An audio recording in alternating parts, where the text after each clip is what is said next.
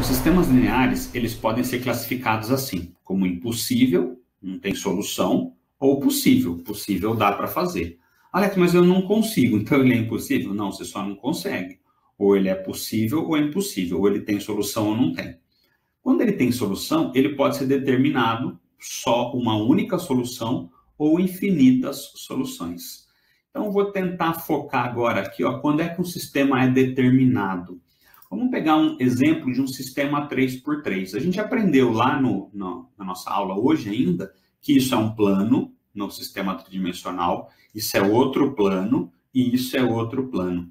Pensa um pouquinho, se o sistema tem solução única, o que isso significa? Sistema com solução única significa que esses três planos teriam um único ponto em comum.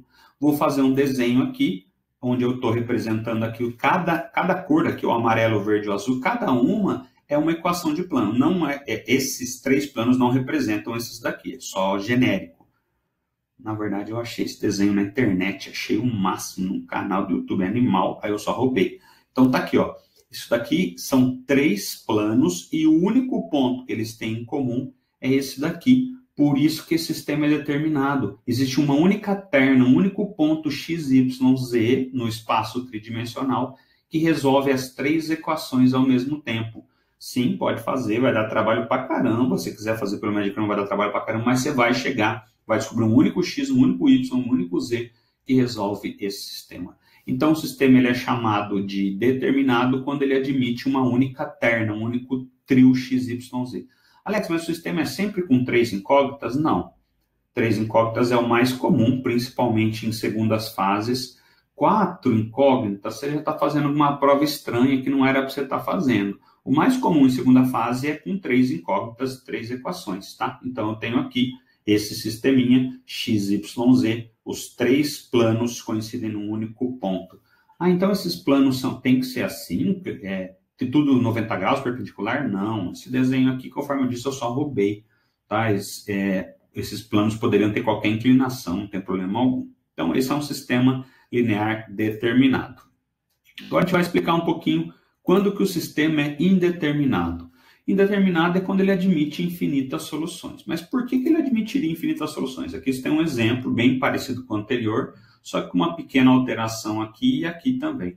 Então, por que esse sistema é indeterminado? Esse sistema é indeterminado porque uma das equações não existe. Observe que se eu multiplicar essa equação do meio por 2 e somar na de cima, ó, multiplica do meio por 2 e soma na de cima, dá de baixo. Isso caracteriza que o sistema é indeterminado. Ó.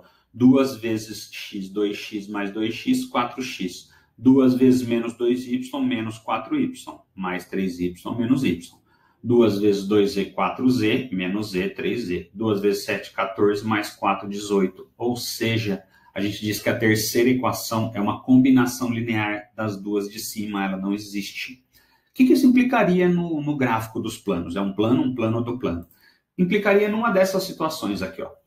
Aqui, por exemplo, ó, cada equação sendo de um plano. Se cada equação é de um plano, observa que o que eles têm em comum é essa reta.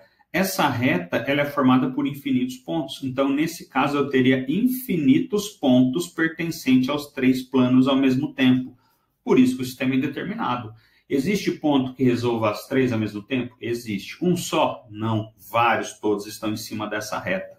Outra loucura. Duas equações de plano sendo equivalentes e um outro plano interseccionando. As soluções estão todas em cima dessa reta.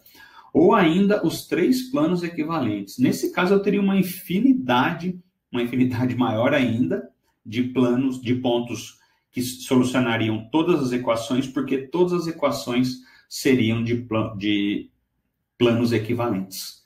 Eu espero que com esses três desenhos você entenda que não existe um único ponto em comum, por isso que ele é classificado como indeterminado.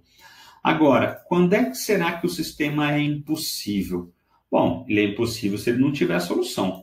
Se ele não tiver solução, então eu tenho aqui um sisteminha sem solução, eu tenho alguma dessas situações possíveis. Ou os três planos são paralelos, nem pensar em ter um ponto em comum aos três. Aqui eu tenho dois planos equivalentes e um paralelo. Bom, mas aqui tem um monte de ponto em comum, mas nenhum em comum com o azul. Ou eu tenho essas situações ainda, ó. Eu tenho dois planos paralelos e um que intersecciona, você pode argumentar, e essa reta? Essa reta não tem intersecção com o plano amarelo, essa não tem intersecção com o verde. Ou ainda mais maluco, essa daqui aí assim, que seria um bagulho assim, tá, irmão? Seria um bagulho assim, onde eu tenho aqui os três planos que eles se interseccionam 2 a 2, mas nunca tem uma solução. Então é assim que a gente classifica um sistema linear 3 por 3.